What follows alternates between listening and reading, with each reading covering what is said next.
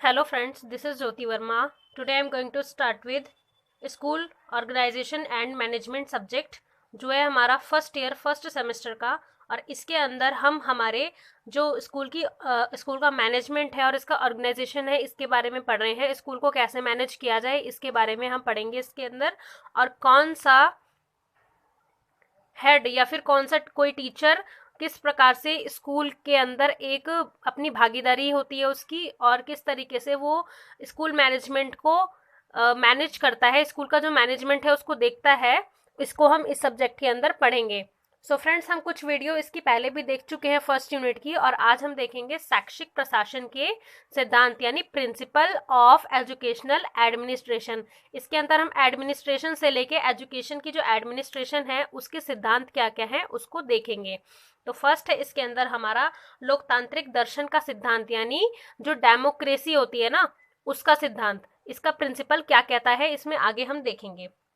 तो सबसे पहले है इसके अंदर सफल प्रबंधन के लिए, जो एक सफल प्रबंधन होता है, सफल या सक्सेस मैनेजमेंट होता है, उसके लिए सफल प्रबंधन के लिए एक ऐसे सुदृढ़ दर्शन की आवश्यकता है जो कि संपूर्ण विद्यालय के प्रोग्रामों का आधार बन सके। मतलब सारे जो विद्यालय के प्रोग्राम होते हैं उनका आधार बन सके। यदि शिक्षा का कोई स्पष्ट दर्शन ना हो, यदि एजुकेशन का कोई स्पष्ट दर्शन ना हो, तो अत्यधिक मनमुटाव और अकुशलता उत्पन्न हो सकती है। मतलब मनमुटाव भी हो सकता है और अकुशलता भी हो सकती है इसके अंदर। और वर्ष के आरंभ में ही सबको इस बात से स्पष्टता अवगत करा देना चाहिए। मतलब जब साल का या सेशन की स्टार्टिंग होती है तभी हमें सबको बता देना चाहिए कि किस तरीके से हर चीज को मैनेज करना है और किसका क्या रोल है, किसको क्या चीजें करनी है। तो ये चीजें हमें पहले से ही सबको बता देनी चाहिए, स्पष्ट तरीके से अवगत करा देना चाहिए। आगे है ताकि कोई भी शंका ना रहे। मतलब अगर आप सबको सबका काम समझा के पहले से ही रखेंगे सेशन के स्टार्टिंग में ही, तो सबको अपना एक रोल पता होगा कि मुझे क्या रोल अदा करना है, अपना क्या भूमिका है मेरी, किस तरीके से हमें इसके अंदर काम करना है, यानी स्कूल मैनेजमेंट में क्या योगदान देना है। आगे है इस शंका में ना रहे कि स्कूल क्या करना चाहता है। आगे क्या है, और इसके क्या लक्ष्य हैं, मतलब क्या करना चाहता है स्कूल और इसके क्या लक्ष्य हैं, इसकी जानकारी सबको होनी चाहिए। आगे है लोकतांत्रिक सामाजिक पद्धति का विकास करना। मतलब जो लोकतांत्रिक सामाजिक पद्धति होती है उसका विकास करना एवं इसे संतुलित रखना, मतलब इसको बैलेंस्ड रखना। तो इसको संतुलित रखना हमारा कर्तव्य है। मतलब जितने भी स्कूल के जो वर्कर्स होते हैं, एक तरीके से मेंबर्स होते हैं, हेड हो गए, टीचर्स हो गए, नॉन टीचिंग स्टाफ हो गया, जो भी पूरे स्कूल को मैनेज करते हैं, उन सबका एक कर्तव्य है। इसलिए हमारे शैक्षिक तथा स्कूल प्रबंधन को लोकतांत्रिक दर्शन पर आधारित होना चाहिए। लोकतांत्रिक मतलब डेमोक्रेसी होनी चाहिए, उनके अंदर एक फ्रीडम होनी चाहिए कि वो अपने हिसाब से सही तरीके से सही फैसला ले सकें स्कूल के मैनेजमेंट के लिए। आगे है इसके अंदर नेक्स्ट पैराग्राफ इसके अंदर है, इसमें स्कूल के कार्यों का आयोजन इस प्रकार किया जाना चाहिए ताकि उनके द्वारा प्रदत्त लक्ष्यों को प्राप्त किया जा सके। संपूर्ण निर्णयों को लोकतांत्रिक विधि से लिया जाए। मतलब लोकतांत्रिक कि उनके पास एक डेमोक्रेटिक रीजन है कि वो लोकतांत्रिक तरीके से, लोकतांत्रिक विधि से हर निर्णय को ले रहे हैं, और कार्यान्वयन किया जाना चाहिए। स्टाफ के सदस्य, जो स्टाफ के सदस्य होते हैं, स्टाफ होता है स्कूल का, और विद्यार्थी यानी स्टूडेंट्स नीतियों तथा प्रोग्रामों के लिए निर्धारण में लगे रहेंगे। आगे क्या है, मुख्य अध्यापक जो हेड होते हैं, वहां के प्रमुख अध्यापक होते हैं, तो मुख्य अध्यापक की सफलता दूसरे सहकर्मियों, जो दूसरे सहकर्मी होते हैं, उनको अपने दल का सदस्य समझने से होगी। मतलब सारे सहकर्मियों को अपने दल का, मतलब ये नहीं है कि हेड है वो अपने आप ही सारे डिसीजन ले रहा है, अपने आप ही उसको कन्वे कर रहा है, ये नहीं है, ऐसा नहीं होना चाहिए। जबकि जो उसके सहकर्मी है वो भी उस ग्रुप के अंदर रहें और सहसम्मति से काम करें, तभी कोई भी ग्रुप चल सकता है, कोई भी मैनेजमेंट हो सकता है, और उसी को हम कहेंगे लोकतांत्रिक दर्शन का सिद्धांत। आगे क्या है, समस्त निर्णय उनके साथ विचार करके लेने चाहिए। मतलब जो सदस्य हैं, सहकर्मी हैं, उनके साथ विचार करके, कि मतलब आपने एक मीटिंग रखी, आपको कोई ऐसा प्रोग्राम ऑर्गेनाइज कराना है या फिर आपको कोई और मैनेजमेंट देखना है, तो आपने अपने सहकर्मियों से, अपने जो स्कूल के एम्प्लॉयज़ हैं जो आपके ग्रुप में शामिल है, उनसे आप पूछेंगे, पहले हर चीज़ें उनके साथ विचार करेंगे बैठ के, और जिसमें ज़्यादा मेजॉरिटी होगी वही काम करेंगे। आगे क्या है, छात्रों को भी प्रभावी छात्र परिषदों के माध्यम से स्कूल के मामले में भाग लेने देना चाहिए। मतलब कुछ ऐसे मैटर्स होते हैं जिसके अंदर स्टूडेंट्स हैं उनकी भी एक भूमिका होती है, एक रोल होता है, उनका भी सजेशन ज़रूरी होता है। नेक्स्ट हम देखेंगे इसमें दायित्व की सहभागिता का सिद्धांत, मतलब दायित्व की जो सहभागिता होती है उसका सिद्धांत क्या है। तो इसमें है प्रबंधन एवं प्रशासन, जो मैनेजमेंट होता है और जो एडमिनिस्ट्रेशन होता है उसका क्या दायित्व होता है कि प्रबंधन एवं प्रशासन दायित्व की सहभागिता के आधार पर कार्य करता है। मतलब दायित्व की सहभागिता होनी चाहिए उसके अंदर, इसके आधार पर मैनेजमेंट या कोई भी एडमिनिस्ट्रेशन काम करता है। वह नियंत्रण एवं दायित्व का वहन अपने सहकर्मियों एवं छात्र के साथ भी करता है। वह कुछ शक्तियां अपने सहभागियों, जो उनके सहयोगी होते हैं, उनकी शक्तियों को भी प्रदान करता है। वह विशेषज्ञ अध्यापकों के निर्देशन में स्कूल में छात्र सरकार बनाता है। आगे क्या है, स्टाफ और छात्र अपने आप को स्कूल से जोड़ने में सफल होते हैं। तो बेसिकली ये क्या कहना चाह रहा है कि दायित्व की सहभागिता, मतलब सबका अपना एक दायित्व होता है और उनकी एक सहभागिता होती है, इसका ये सिद्धांत है। मतलब इसके अंदर जो टीचर्स हैं, जो सहकर्मी हैं, वो भी शामिल हैं, छात्र भी शामिल हैं, और उनकी जो शक्तियां होती हैं, उनके जो सहयोग होते हैं, उसको ये प्रदान करता है। और जो विशेषज्ञ अध्यापक के निर्देश, मतलब इनकी जो गाइडेंस होती है वो छात्र सरकार बनाता है एक तरीके से। मतलब छात्रों के लिए ये जो गाइडेंस होती है वो एक महत्वपूर्ण निर्णय है उनके लिए, यानी दायित्व है कि आप अपने जो सहभागी होते हैं उनके साथ मिलजुल कर छात्रों के पक्ष में कोई काम करें। आगे उसी प्रिंसिपल का हम दूसरा पैराग्राफ देखेंगे जिसमें है जिम्मेदारी अथवा दायित्व की सहभागिता को एक स्वस्थ सिद्धांत माना जाता है। मतलब ये एक स्वस्थ सिद्धांत है, मतलब एक हेल्दी प्रिंसिपल है इसका। इससे इस बात का अनुभव किया जाता है कि अनेक दिमाग इकट्ठे मिलकर उस दिमाग से बेहतर कार्य कर सकते हैं जो कि अकेला है। मतलब सहभागिता का मतलब क्या होता है कि आप दूसरे को सहयोग दे रहे हैं, या आपके कुछ सहयोगी हैं जो आपके साथ मिलकर काम कर रहे हैं। अगर अकेला कोई पर्सन है, वो किसी चीज को लेकर कार्य कर रहा है, तो जरूरी नहीं है कि वो सही हो। लेकिन अगर उसी काम को कई लोग इकट्ठा मिलकर कर रहे हैं, सहभागिता से कर रहे हैं, अपने एक्सपीरियंस से कर रहे हैं, अपने दायित्वों को समझ के कर रहे हैं, तो उसका डिसीजन एक पॉजिटिव वे में निकलता है। आगे क्या देखेंगे हम, समानता का सिद्धांत। समानता के सिद्धांत के अंदर क्या है, एक प्रबंधक होता है और कोई भी प्रशासक होता है, यानी मैनेजमेंट मैनेजर जो होता है या फिर कोई भी एडमिनिस्ट्रेटर होता है, वो क्या करता है, एक प्रबंधक एवं एडमिनिस्ट्रेटर जो होता है प्रशासक अध्यापक है। मतलब प्रशासक अध्यापकों को सामाजिक रूप से अपने समान समझता है। मतलब जो प्रबंधक होता है और प्रशासक होता है वो अध्यापकों को यानी टीचर्स को अपने समान समझता है सामाजिक रूप से। आगे क्या है, वे अपने साथी हैं, वे उसके साथी हैं। मतलब जो टीचर्स हैं वो प्रबंधक के और प्रशासक के साथी हैं, मतलब जो एडमिनिस्ट्रेटर है और मैनेजर है उसके साथी हैं, क्योंकि सबको सहसम्मति से काम करना है, जैसा कि हमने लास्ट प्रिंसिपल में देखा था। आगे क्या है, सहकर्मी है, मतलब साथी हैं, सहकर्मी है, सहवक्ता है, सहभागी है। इस सिद्धांत के अनुसार, मतलब ये चार एक ऐसे इंपॉर्टेंट वर्ड्स हैं जो इसको डिफाइन करने के लिए बहुत ही अच्छे हैं। आगे क्या है, इस सिद्धांत के अनुसार कोई अधीनस्थ नहीं होता, मतलब कोई किसी के अधीन नहीं होता, ना टीचर्स मैनेजर के, ना मैनेजर एडमिनिस्ट्रेटर के, सब आपस में मिलजुल कर काम करते हैं। तो इसमें आगे क्या है कि इसमें कोई भी एक दूसरे के अधीन नहीं होता। स्कूल चलाने में, निर्णय लेने में सहयोगियों का जो होता है वो एक दूसरे पर विश्वास होता है, मतलब ट्रस्ट होता है कि कोई भी निर्णय लिया जा रहा है तो वो सही होगा। इस सिद्धांत के अनुसार अध्यापक, छात्र तथा अन्य कर्मचारी प्रशासक दल के सदस्य होते हैं, मतलब जो प्रशासक दल होता है उसके सदस्य होते हैं। इस प्रकार की प्रणाली में स्कूल प्रबंधन अपने, जो स्कूल का प्रबंधक होता है यानी एडमिनिस्ट्रेटर होता है, वो अपने उन स्टाफ सहयोगियों को ऐसे बिंदु पर ला सकता है जहां पर वे दायित्व निभाने के लिए तैयार होते हैं। मतलब एक जो एडमिनिस्ट्रेटर है या मैनेजर है उसके अंदर इतनी अंडरस्टैंडिंग होनी चाहिए कि वो टीचर्स के साथ मिलकर, जो उसके सहयोगी हैं उनके साथ मिलकर इक्वालिटी के साथ हर निर्णय ले सके और हर कार्य कर सके। मतलब समानता होनी चाहिए। आगे हम देखेंगे स्वतंत्रता का सिद्धांत, मतलब जो एक एजुकेशनल एडमिनिस्ट्रेशन का जो प्रिंसिपल है वो स्वतंत्रता का सिद्धांत है, और वो क्या कहना चाह रहा है ये देखेंगे हम आगे।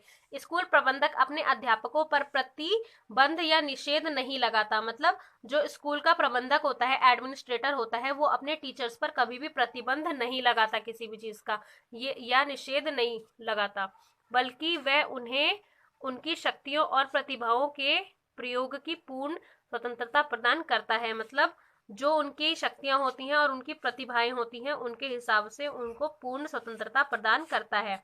इस सिद्धांत के अनुसार मुखिया अध्यापकों को प्रश्न ढूंढने, आलोचना करने, तर्क करने तथा अपने दृष्टिकोण से भिन्नता रखने की पर्याप्त स्वतंत्रता प्रदान करता है। यानी जो टीचर्स होते हैं उनको किस तरह के राइट्स होते हैं, जिसके अंदर है अध्यापकों को प्रश्न पूछने का राइट होता है, आलोचना करने का राइट होता है, तर्क देने का राइट होता है, और अपने दृष्टिकोण से भिन्नता रखने की पर्याप्त स्वतंत्रता प्रदान है इसके अंदर। आगे क्या है, अध्यापक तथा छात्र यानी टीचर्स और जो स्टूडेंट होते हैं वो दोनों ही अपनी शक्तियों व प्रतिभाओं का प्रयोग कर सकते हैं। आगे है इसके अंदर, इसका मूल विचार यह है कि लोग उस समय अपनी पूर्णता पर होते हैं जब उन्हें अपनी शक्तियों और प्रतिभाओं के प्रयोग की पूर्ण स्वतंत्रता होती है। मतलब उनके अंदर जो टैलेंट है और उनके अंदर जो पावर है उसकी पूरी स्वतंत्रता यानी पूरी फ्रीडम होती है। तो ये भी एक इसका एक सिद्धांत है, यानी स्वतंत्रता का सिद्धांत। आगे है इसके अंदर सहयोग का सिद्धांत, जिसके अंदर हम देखेंगे सहयोग का सिद्धांत प्रशासन का मुख्य आधार है। मतलब जो सहयोग का सिद्धांत है उसके अंदर प्रशासन का यानी एडमिनिस्ट्रेशन का एक मुख्य आधार है। आगे है, स्कूल एक प्रकार की सरकारी संस्था है, मतलब ये गवर्नमेंट इंस्टीट्यूट है एक तरीके से, जिसमें प्रत्येक सदस्य सबके लिए और सबको एक दूसरे के लिए कार्य करना आवश्यक होता है। मतलब सबके लिए सभी सदस्यों को कार्य करना इसके अंदर आवश्यक होता है। इसी में आगे है, स्कूल की प्रत्येक क्रिया में सहयोग की भावना परिलक्षित होनी चाहिए। मतलब स्कूल की जो सारी क्रियाएं हैं, जो सारी एक्टिविटी है, उसके अंदर सहयोग की भावना होनी चाहिए। आगे क्या है, मुख्याध्यापक जो होते हैं, जो प्रमुख होते हैं वहाँ के मुख्याध्यापक तथा अध्यापकों, मुख्याध्यापक तथा छात्रों और मुख्याध्यापक तथा माता पिता, यानी जो प्रिंसिपल है या हेड है वहाँ के, वो टीचर्स के साथ, और जो हेड है वो स्टूडेंट्स के साथ, और हेड है जो वो पेरेंट्स के साथ, और हेड किसके साथ, जो प्रबंधन समिति है यानी जो कमेटी बनी हुई है उसके साथ। और बाकी आगे क्या है, मुख्याध्यापक निरीक्षक के साथ, जो इंस्ट्रक्टर होता है वहां पर, और अध्यापक तथा छात्रों, अध्यापकों तथा माता पिता में सहयोग होना चाहिए। मतलब टोटली क्या कह रहा है कि हेड का किस किस के साथ सहयोग होना चाहिए, टीचर्स के साथ, स्टूडेंट्स के साथ, पेरेंट्स के साथ, और जो वहाँ की प्रबंधन समिति है उसके साथ। आगे क्या है, निरीक्षक के साथ, और अध्यापक व छात्रों का होना चाहिए आपस में, और अध्यापकों तथा माता पिता का होना चाहिए यानी पेरेंट्स का होना चाहिए आपस में सहयोग।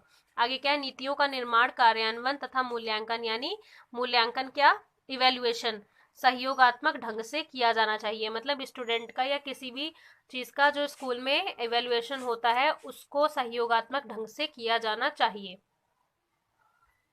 आगे है नेक्स्ट, इसमें न्याय का सिद्धांत, यानी न्याय का सिद्धांत क्या कहता है, इसके अंदर प्रबंधन एवं प्रशासन स्कूल के मुख्याध्यापक की ओर से पूर्ण न्याय की आशा रखता है। यानी जो प्रबंधन है और प्रशासन है वो स्कूल के मुख्य अध्यापक यानी जो हेड होते हैं उनकी ओर से पूरे न्याय की, मतलब उसके उनके अंदर मतलब किस प्रकार की भावना होनी चाहिए, जस्टिस की भावना होनी चाहिए, इसकी आशा करता है।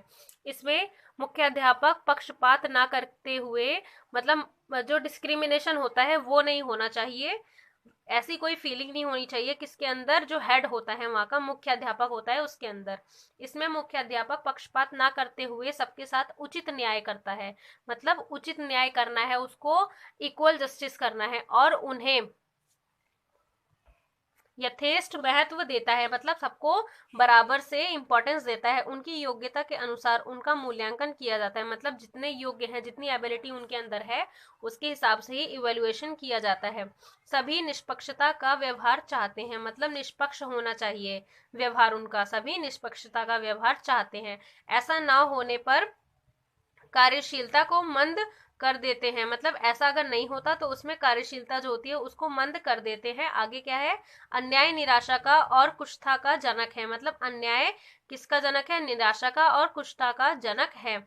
नियमों और विनियमों के ऊपर कोई नहीं होता, जो नियम होते हैं या विनियम होते हैं उनके ऊपर कोई नहीं होता, इसका ध्यान ना रखने पर मुखिया अपने सहकर्मियों का सहयोग खो बैठता है। यानी अगर मुखिया या हेड अगर पक्षपात करेगा, डिस्क्रिमिनेशन करेगा, अगर सही जस्टिस नहीं करेगा, तो वो सहयोग की जो एक भावना होती है लोगों के अंदर या सहकर्मियों के अंदर, वो खो देगा। यानी न्याय का सिद्धांत होना चाहिए हेडमास्टर या किसी भी एडमिनिस्ट्रेटर या मैनेजर के अंदर। 7th है इसके अंदर व्यक्ति की योग्यता की पहचान, यानी व्यक्ति की योग्यता जो होती है उसकी पहचान। पहचान की इच्छा और महत्वपूर्ण समझने समझे जाने की कामना कार्य के मुख्य प्रेरक हैं। प्रशासन अध्यापकों के अधिक कुशलता के कार्य संपादन करवा सकता है, यानी जो प्रशासन होता है वो अध्यापकों से कौन से कार्य करा सकता है, अधिक कुशलता से, मतलब और ज्यादा स्किलफुल जो कार्य होते हैं वो टीचर से करवा सकता है, यदि वह उन्हें यह अनुभव करवा दे कि उसे उनमें विश्वास है। मतलब जो टीचर्स हैं, अगर हेड ये उन्हें बता दे कि उन्हें टीचर्स के ऊपर विश्वास है, तो वो उनसे और ज्यादा कुशलता पूर्वक कार्य करा सकता है, यानी अच्छा काम करवा सकता है, और जो कार्य वे कर रहे हैं उनमें उसे आस्था है।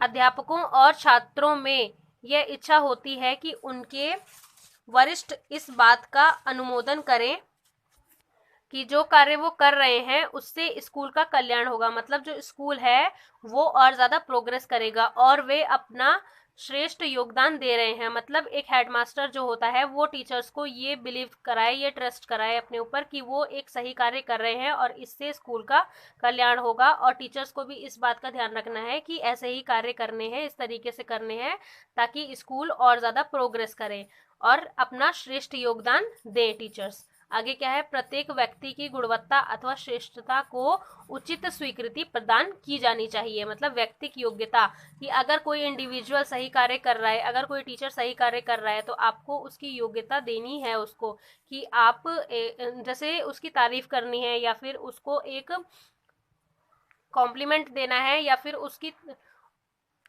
श्रेष्ठता के लिए उसको जताना है कि आप एक अच्छे और एबल टीचर या कोई भी वर्कर है जो स्कूल को आगे प्रोग्रेस कराने में बहुत ही मददगार साबित हो सकता है। नेक्स्ट है इसके अंदर नेतृत्व का सिद्धांत। नेतृत्व के सिद्धांत के अंदर क्या है, प्रबंधन एवं प्रशासन को प्रत्येक स्तर पर, मतलब हर स्तर पर, हर लेवल पर नेतृत्व करना चाहिए।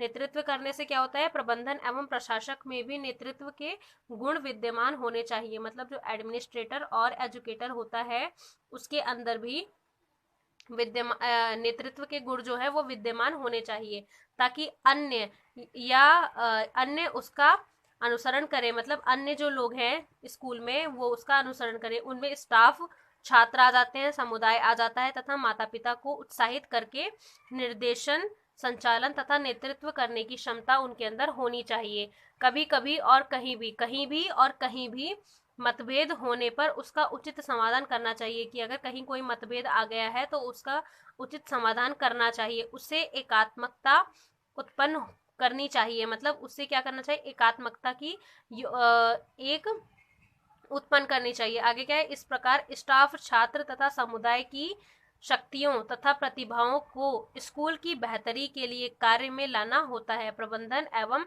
प्रशासन में नेतृत्व को आवश्यक माना गया है, क्योंकि इसके बिना संपूर्ण जो समूह का कार्य होता है वो आगे नहीं बढ़ सकता, क्योंकि नेतृत्व के बिना कोई भी काम आगे नहीं बढ़ सकता।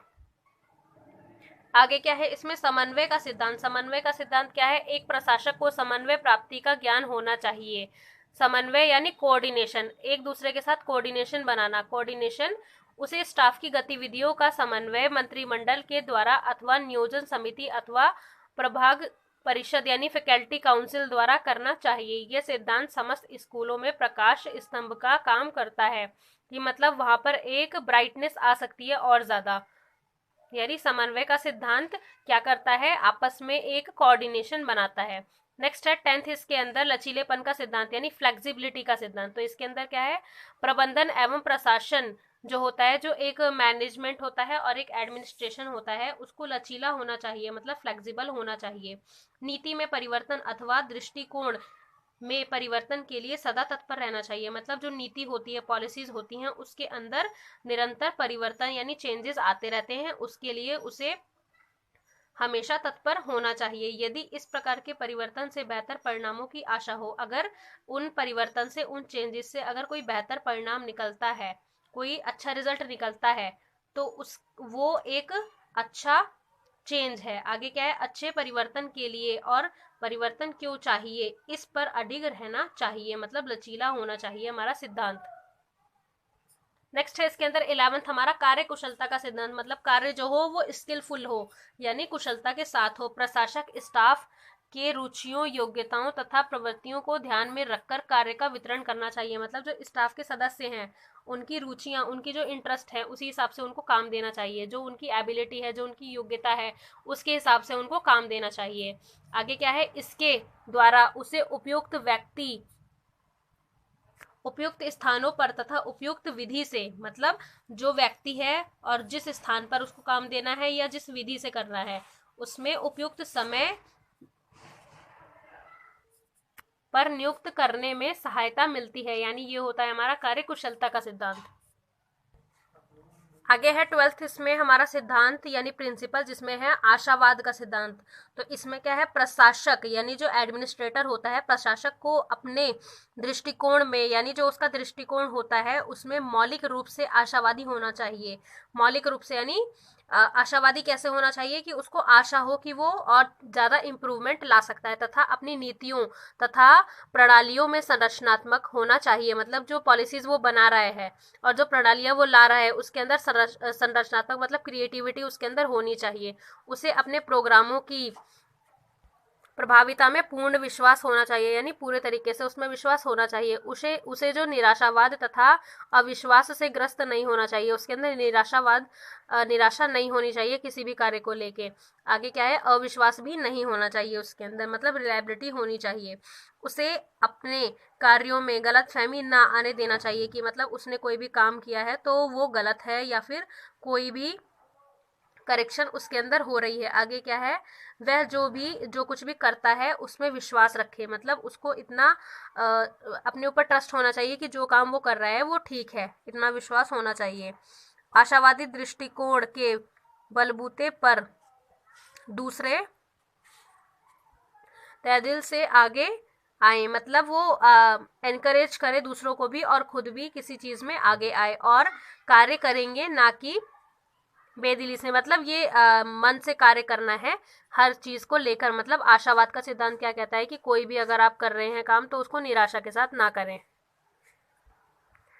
नेक्स्ट है इसके अंदर 13th हमारा, जिसके अंदर है स्टाफ की वित्तीय प्रगति का सिद्धांत, यानी स्टाफ की जो वित्तीय प्रगति है, प्रोग्रेस है, उसका सिद्धांत, यानी प्रशासक की अधिकांश, जो प्रशासक होता है उसकी अधिकांश सफलता उसके सहभागियों, जो उसके सहयोगी होते हैं, सहयोगियों तथा अधीनस्थों की कार्य कुशलता पर निर्भर करती है। इसलिए उसे अपने स्टाफ की वित्तीय प्रगति में रुचि लेनी चाहिए ताकि वे सफलतापूर्ण अपने कर्तव्यों का पालन करें, मतलब जो वित्तीय प्रगति होती है उसमें भी उसको इंटरेस्ट होना चाहिए ताकि वो अपने जो सहभागी हैं उनको उनकी और ज्यादा सफलतापूर्वक उनके कर्तव्यों का पालन करवा सके उनसे। वित्तीय प्रगति के लिए उन्हें उनकी जो विधियां होती हैं एवं साधनों की खोज करनी चाहिए जिससे अध्यापकों के ज्ञान में वृद्धि हो, जो अध्यापक हैं उनके ज्ञान में वृद्धि हो।